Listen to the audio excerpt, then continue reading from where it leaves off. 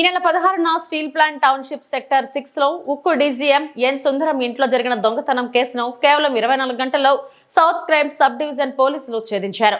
సోమవారం గాజువాక పోలీస్ స్టేషన్లోని విలేకరుల సమావేశంలో Visakha crime DCP K Latha Madhuri వివరాలను వెల్లడించారు. 16న మధ్యాహ్నం ఉక్కు డీజీఎం సుందరం తన భార్యతో కలిసి బయటకెళ్లి వచ్చి చూసేసరికి గ్రౌండ్ ఫ్లోర్ ఇంటి తలుపు తాళాలు పగలగొట్టి ఉన్నాయన్నారు.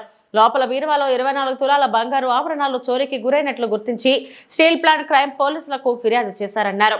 ఈ సమావేశంలో CCS CI Korada Ramarao, south sub division crime CI K Srinivasarao, Gajuwaka crime SI Manmatharao పాల్గొన్నారు.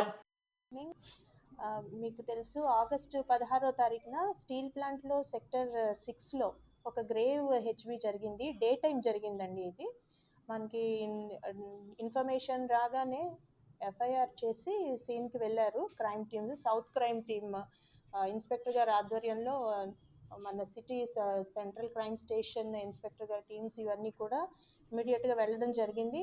అక్కడ క్లూస్ టీమ్ని కూడా తీసుకెళ్ళాము. మనకి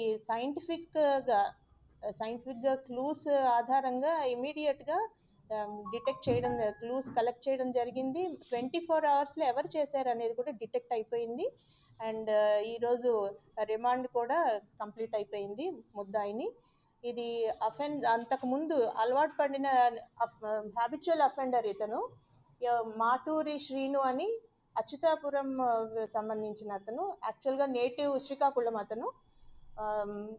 ఇది అక్కడ రెగ్యులర్గా కొంచెం కొబ్బరికాయలు దింపుడు ఇట్లాంటి వ్యాపారం అది చేస్తుంటాడు. అలా ఆ ఏరియాలో తిరుగుతుండగా ఛాన్స్ అఫెన్స్ లాగా ఇది చేయడం జరిగింది.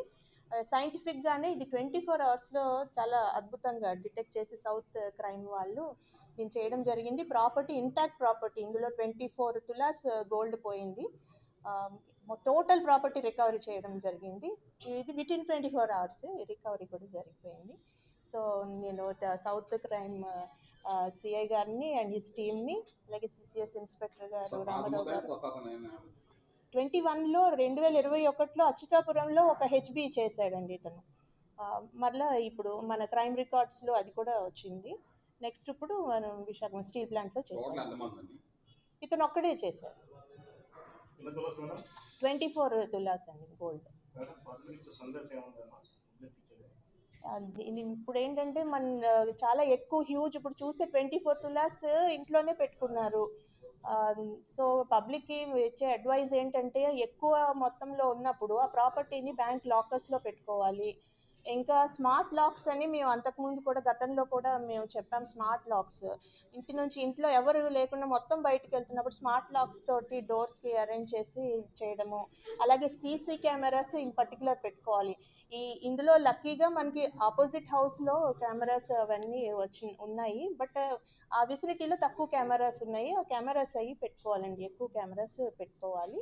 అండ్ ఎప్పుడైనా బయటకు వెళ్ళేటప్పుడు పోలీసుకు కూడా ఇన్ఫామ్ చేయాలి. LHMS అని మా యాప్ ఉంది. ఎక్కువ టైం బయటకు వెళ్ళేటప్పుడు పోలీసుకు కూడా ఇన్ఫామ్ చేయాలి.